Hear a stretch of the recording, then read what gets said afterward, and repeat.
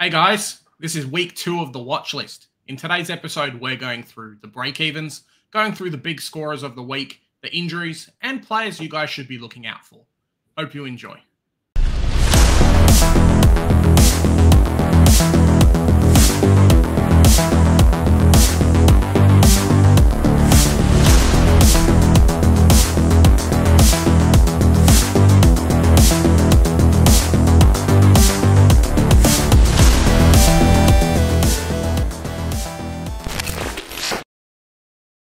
Joe, week 2.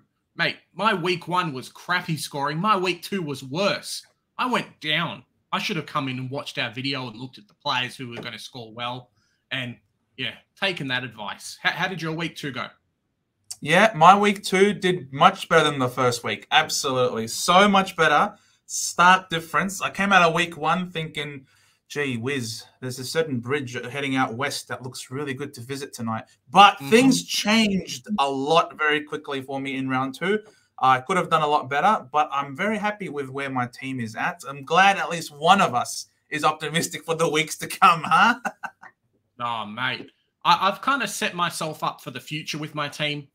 Immediate results aren't necessarily something I can really look forward to. Having traded out a few players to get the rookies in and things like that this week. Watch my team review.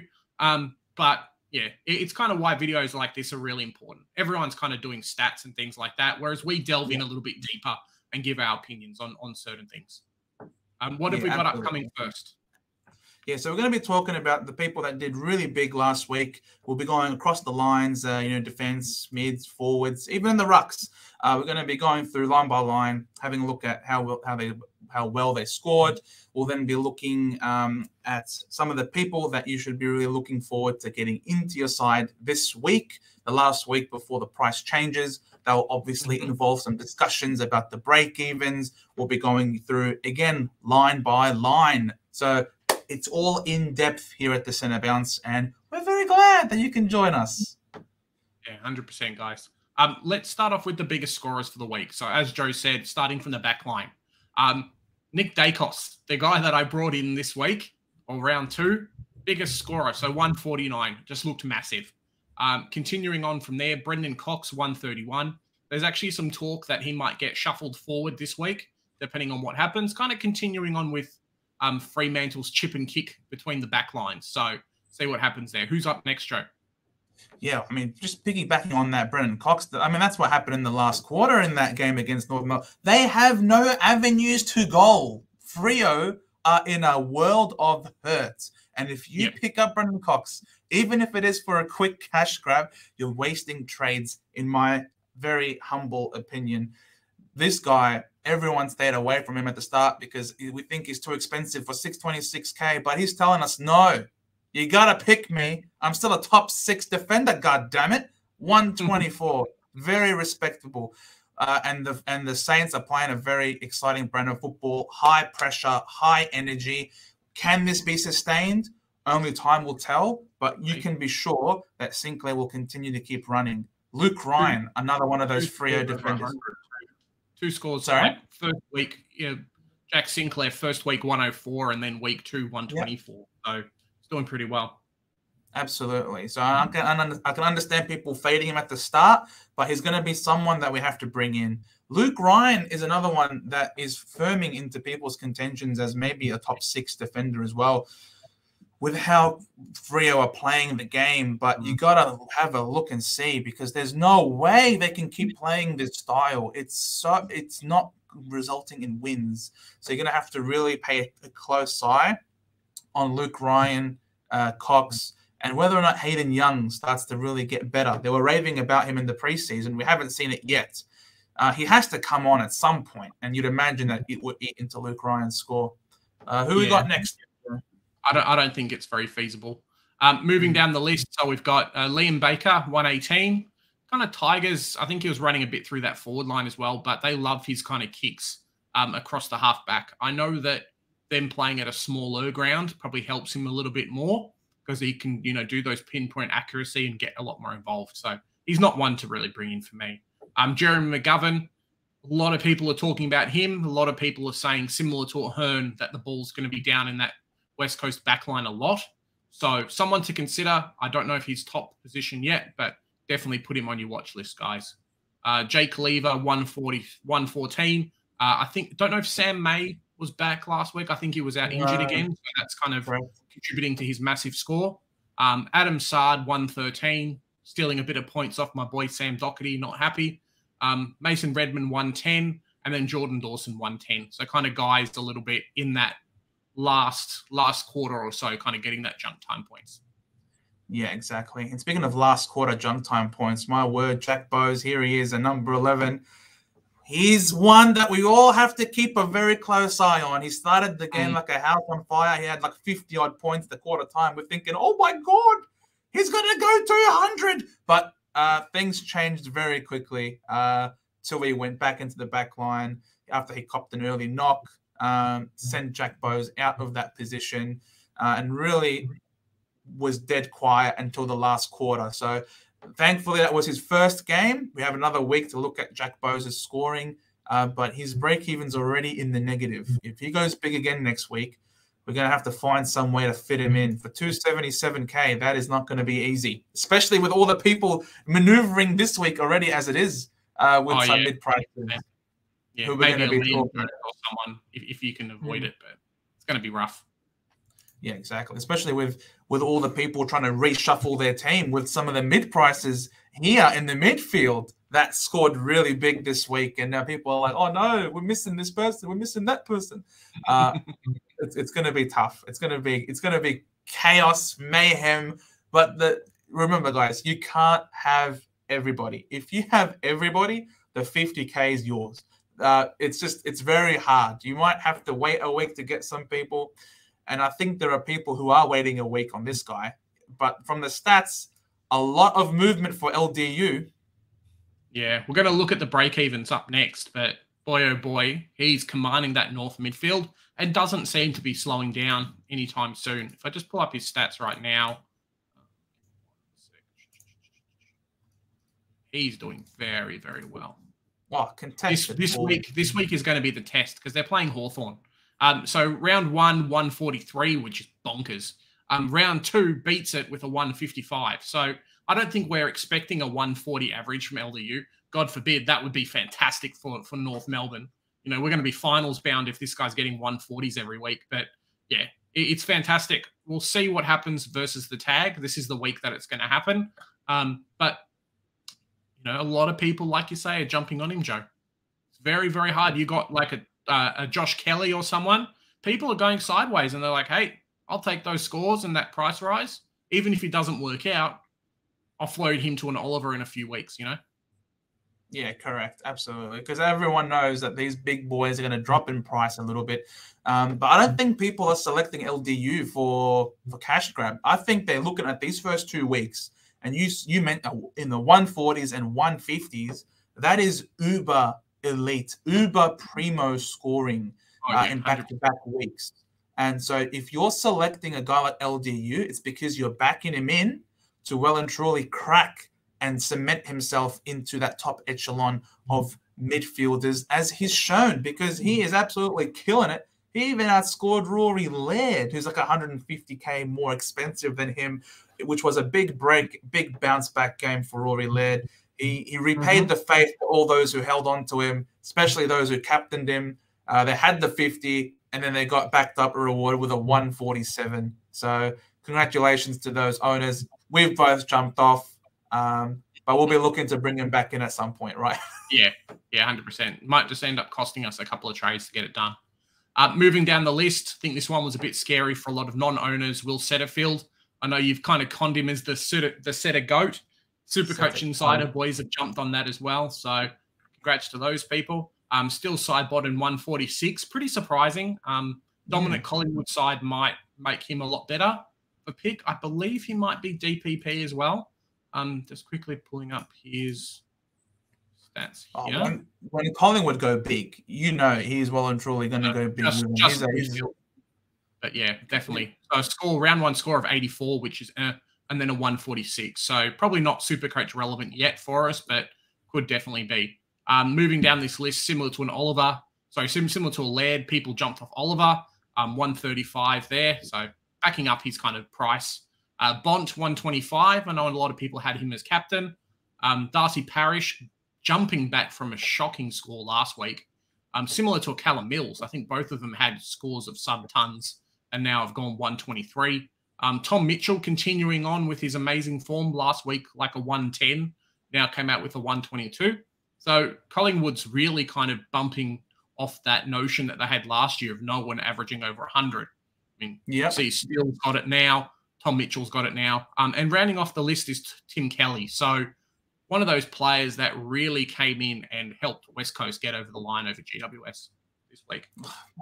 You just look at how many Magpies. You got Steele, you had Titch, you had Pendles. You know what I mean? Like these guys all going over 100.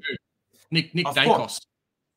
This is just midfield. And then obviously there was Nick Dacos that went 149. You know what I mean? Like you've got, and even John Noble went 107. You know, like it's insane to have so many Collingwood players are really just bucking the trend that they had last year.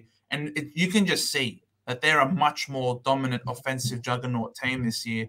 And Hopper himself as well went a 119. Yeah, he's not top 10. But when you got a mid-pricer at 330K, mid-pricer at 348K, you're getting this scoring, it's insane. You just simply have to have them. I know a lot of people, obviously started Hopper. A lot of people traded him out. I'm not looking at anyone in particular. But look, he's going to be out this week. Supercoach glitched, and then I got Captain Isaiah. I'm sticking with that story. It's happening. That's it, Joe.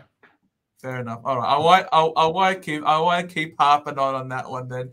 We come to the forward line. Jezza Cameron. This dude is one of the greatest forwards ever in the modern era. Yeah. It is insane. He tried everything he could. He tried carrying the team on his back and unfortunately got a bit injured. Unsure if he's going to play this week. Zorko return game. My word. That is a very hot start. He didn't even have that many disposals from memory. But for a 139, geez, he's coming out with a vengeance. And then he just decided to pull the plug on the Gabba as well when he was subbed out too. No fun without me, he says. Darcy Cameron, geez, a lot of people are trying their best to get him into the side, even at the expense of a guy like Sean Darcy, who people pegged as being a top 2 ruckman. So, and I know you're considering it too, Big J, being a Darcy owner yourself. I want him in the forward line. If I'm forced to, he could become a swap for Sean Darcy, but at the moment, it's just a bit of a no for me. Fair enough. Charlie Dixon, 123. He is by far and away Port Adelaide's most important player. If he doesn't fire, they don't fire in general. 123 for a key forward is, again, sensational.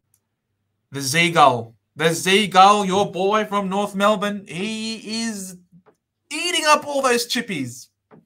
Mate, he does really well in that back line. I put out a good post about him today, but boy, oh boy, Jack Zeeble, coming back to 2021 best, looks to be commanding that back line, even with new players coming in like Aiden Core this week. Didn't really lose a beat. So it's not dependent on us having a lot of time in that back line either, which was what happened in 2021. The ball was down there because we were losing. He's scoring these points as a halfback or, halfback/defender in winning sides, in games where we actually win. So keeps it up, mate. Massive kick-out taker at North Melbourne, which definitely hurts. Which definitely helps. Yeah, for sure. Joel Amati, he was back in the side. First game of the year for the Swans. And they love playing this guy. He's very athletic. He's very mobile. It's didn't have the toughest opposition, of course. You got to take that with a grain of salt. They're playing against the Hawks. I reckon the Dandenong Stingrays can probably beat the Hawks at this point. And for 223K, it's very promising for a forward. Whether or not you have another week to look at him, but it's that weird price point where I'm pretty sure most people are going to have a full forward line by this point when you've added the likes of Z-Gull and Sheezel into your forward line as well with a 114. This kid is something special, isn't he? Yeah, no, he's bloody fantastic. Pick 3, as you say, and setting the world on fire. I think if you don't have him, you have to get him in this week because he's going to jump. I think it's if he scores a 60, he's going to jump up over 100K. Like, come on, man. How How can you not have this kid in your team at this point? Yeah, it's bloody fantastic. Seems to be doing quite well off the halfback, same as Jack Siebel.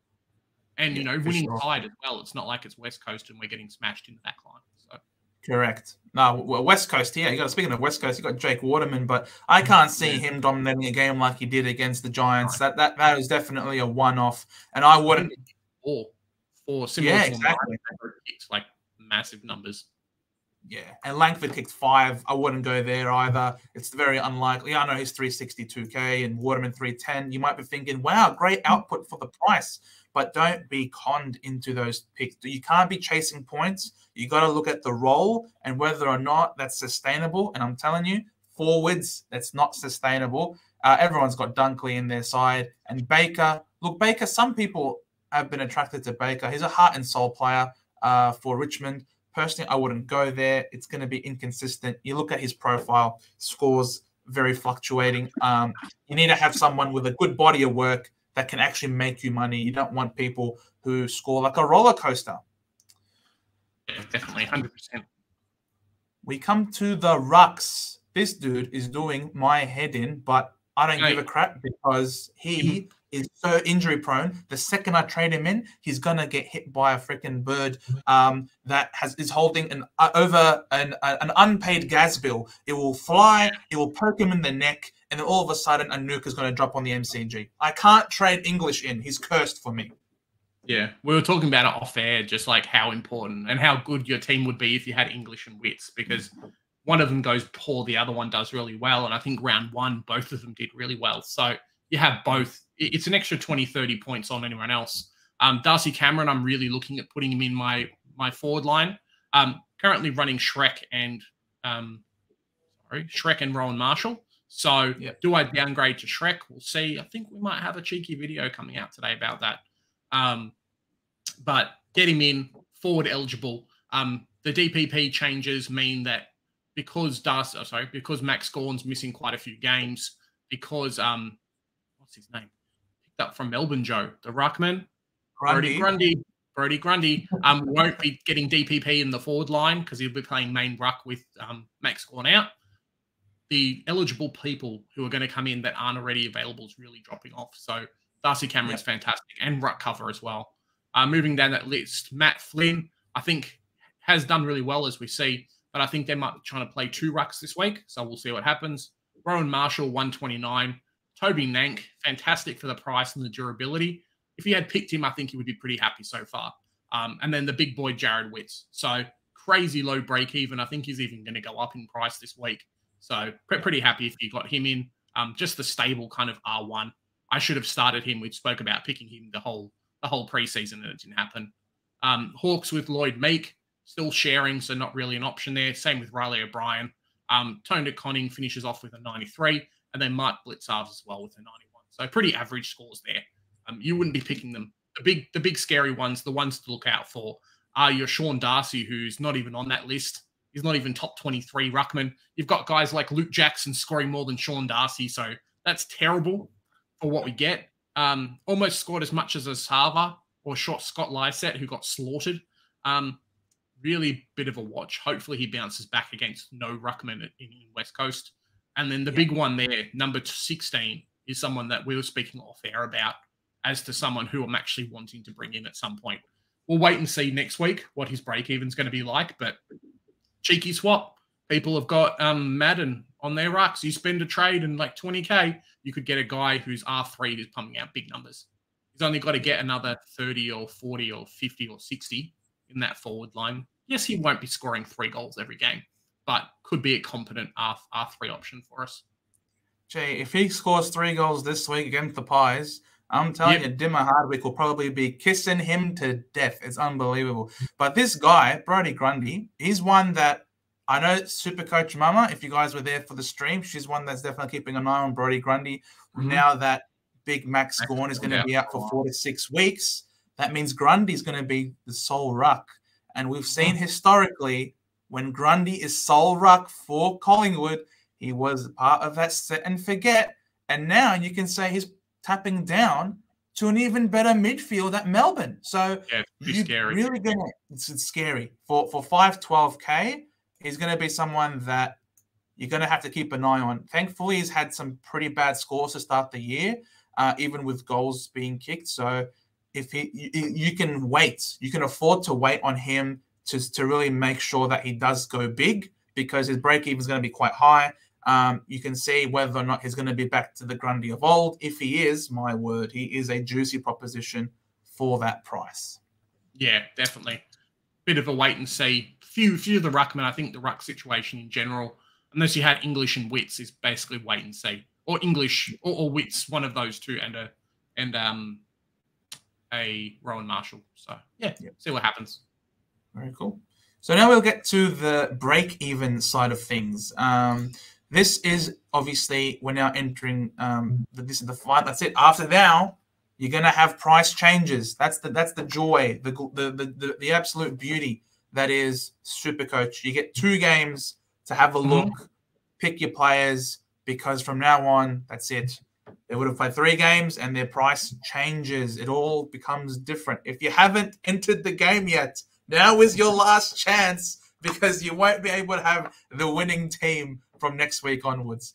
And what dictates how much a player goes up by, the big factor is the break even. And the really easy way to see all of this is if you go to your players.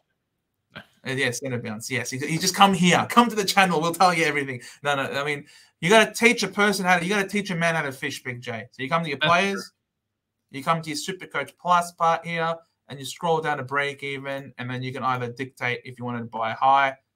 Yeah, poor Tommy Stewart. He's going to be someone that we get later down the track, or you go by low. Yeah, definitely.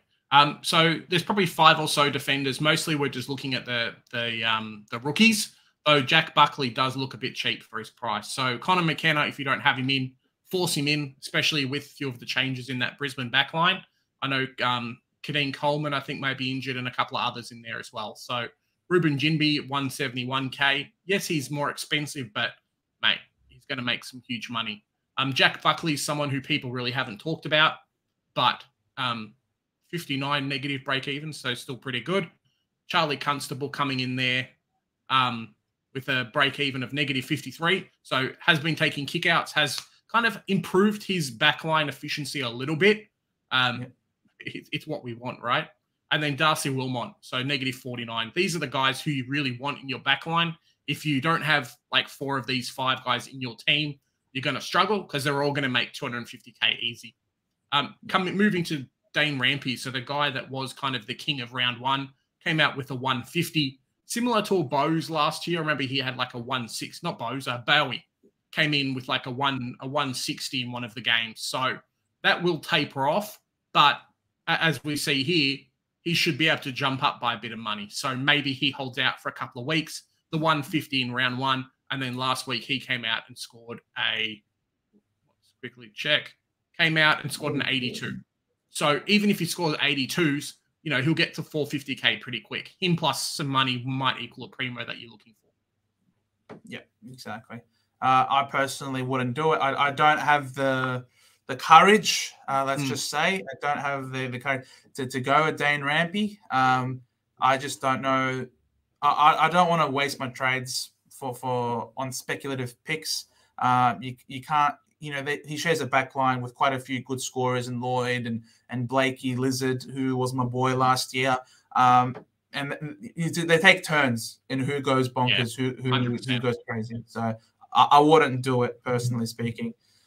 We'll move to the mids. Oh, someone else that we probably should have discussed, I think. He might not have been up here in terms of the break even. Oh, yeah. But he's someone. Yeah, Stucker too. But there's someone else whose break even isn't in the negatives. It's a break even of 7. But pretty good. This pretty 7 juicy. Might as well be a negative 20 or something.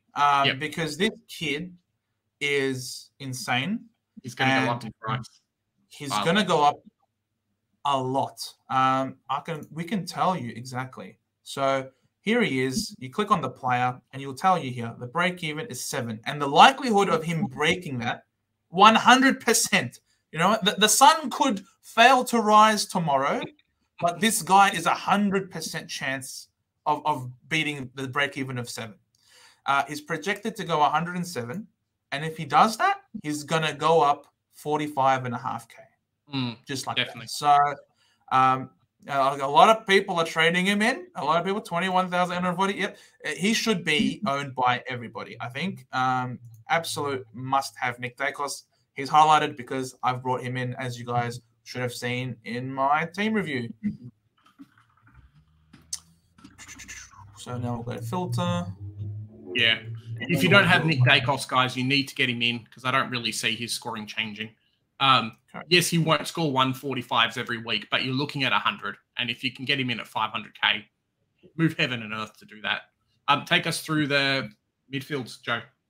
Well, Jimby, we've already spoke about in defense. He's going to be really good. -64 break even, and is projected to go up by 52 grand, which is beautiful. Noah Long, I'm actually surprised that he's second highest in terms of the break evens.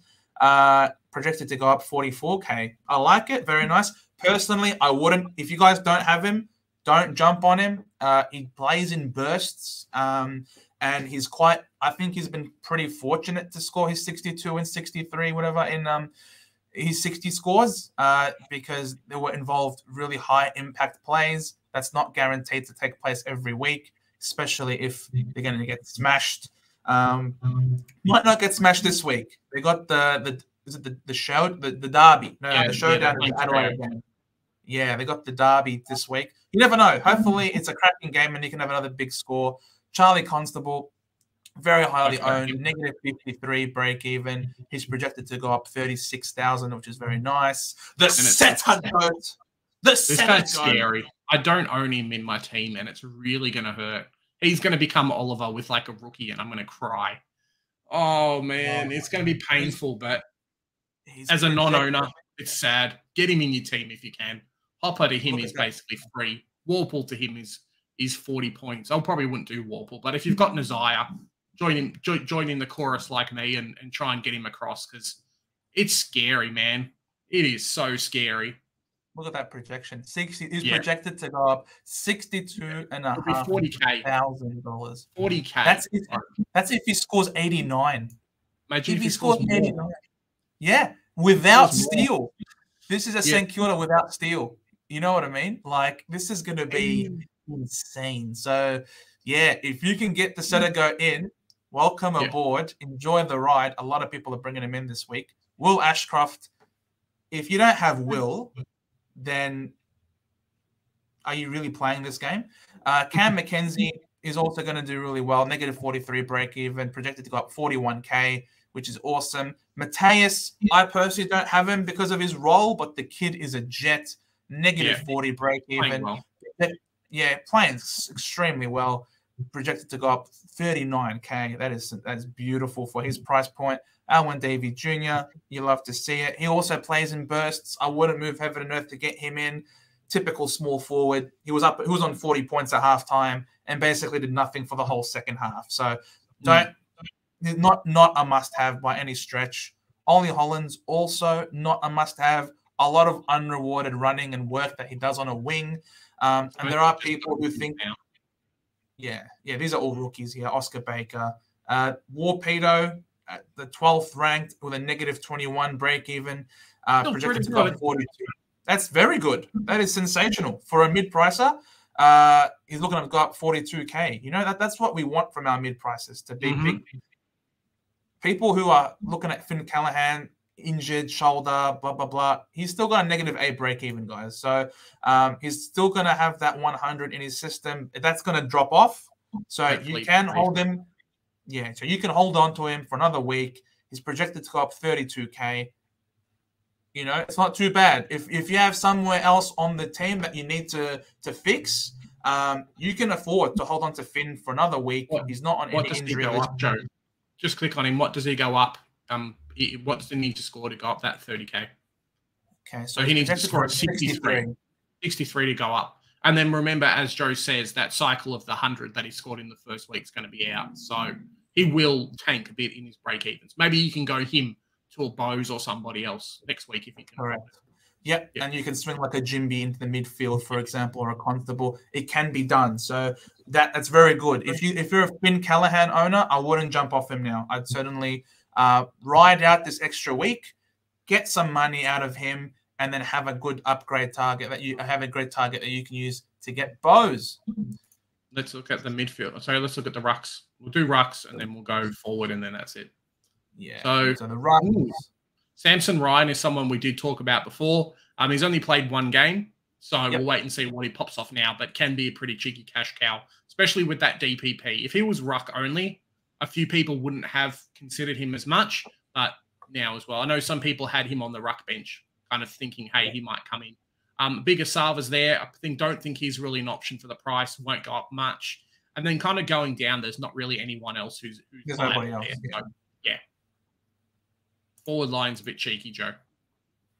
Forward line, if you don't have this kid, then just get the hell out off this. If you're not going to trade him in, just don't watch us. I don't want to see your face or hear your voice or know anything about you if you refuse to have this guy in the team.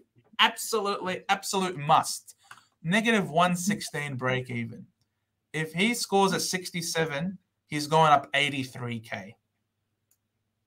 This kid could go up 100K in a week. Yep. In a week. Yeah. It's going to happen too. North's going to dominate Hawthorn. We're going to kick him in the butt. We're going to go 3-0. It's going to be fantastic. Sheasel with a 140. Just wait and see. Probably not, but, boy can dream. Kate Chandler's another one who I'm really interested in getting him in. I've got him in this week. Negative 94, so should jump up a huge amount of money as well. Looking to be 250K into the next 2 weeks. Noah Long, Joe says don't get him in. Only need a 37, right? So if he comes out and scores a 60 or a 70, this guy's 200K. Like, he's going big. Hey, get in my team, 200K. Noah Long there. Joe says don't get him in. I reckon still he's pretty good for that price. You get money if you go from Chesser to him. So, and you get DPP. It's still good. Cameron Liddy's the guy, man. Friend of the channel. Negative 49 break even. Doing really well. That score of a 70 last game really, really helped him along there. Looks to be locked into that spot as well. We'll talk about the ins and outs of St Kilda, but the Max King and Membry are still in for a while, right? They're not coming back anytime soon. No, they are not. Anthony, the forward line is yours and Mateus's, of course.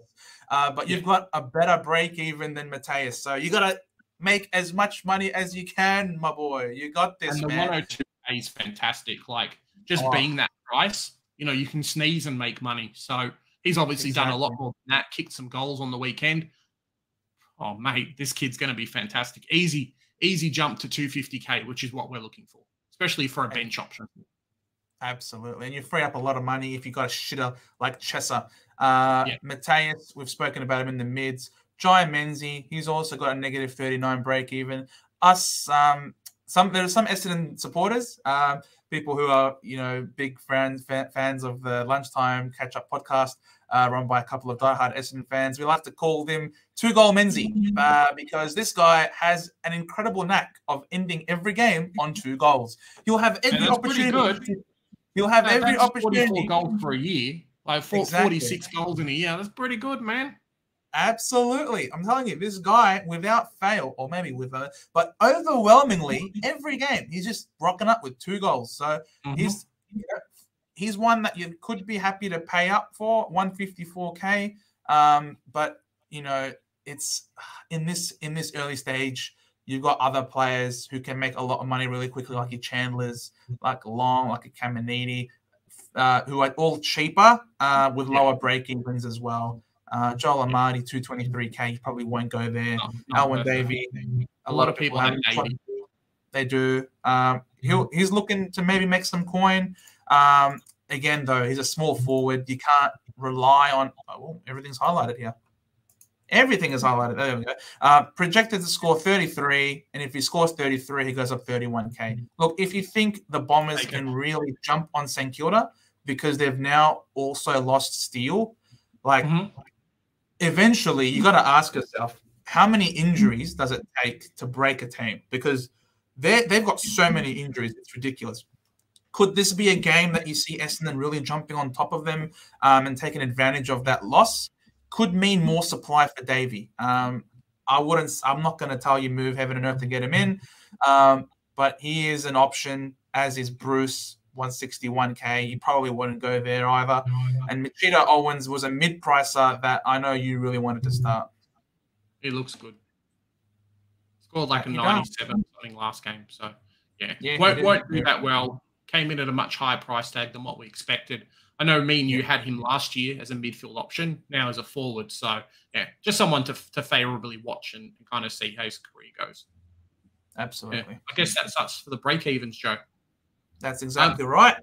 Next up, we have the injuries. So there's a few players who may come in and may come out of teams this week that will kind of affect the emergencies you have, but also the options as well. So kind of run us through those, Joe.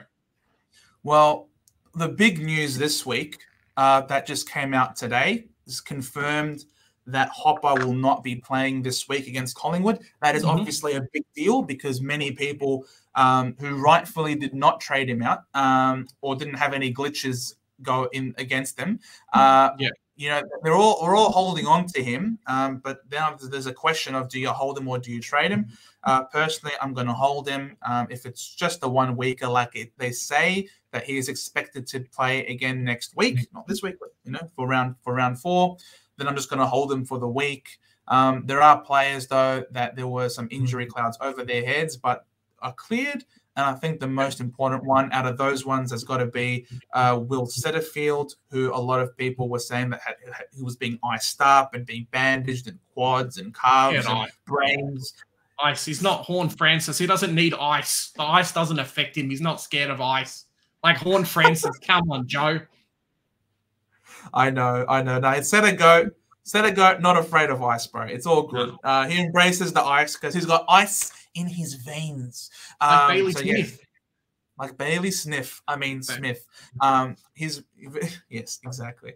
Setterfield, set a goat. He's good to go. So if you haven't got him in, do yourself a favor and get him in. Join the party. Stewart is still 2 to 3 weeks away, apparently. So could be good news for Bose.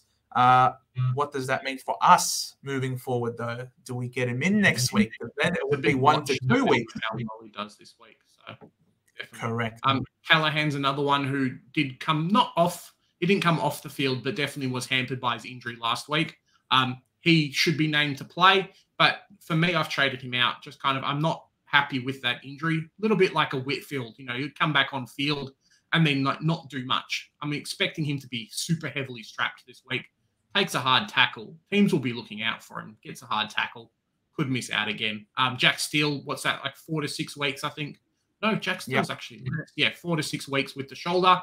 There's some pretty horrific photos if you look online of that break. It's kind of the shoulders like disappeared onto the other page. So, yeah, it's not fantastic for him. But in other news as well, so St Kilda, Max King, still 5 to 6 weeks away. Membry still 3 to 5. So Camilliti in that forward line, the position's kind of set for him. And Philippou as well. These kids should be scoring well because there's not the mature ages coming back. And even if they come back, these kids are doing fantastic. I don't see Ross saying, hey, the older boys are in. You haven't been scoring 2 goals every week. See you later. The job security is definitely building for these players.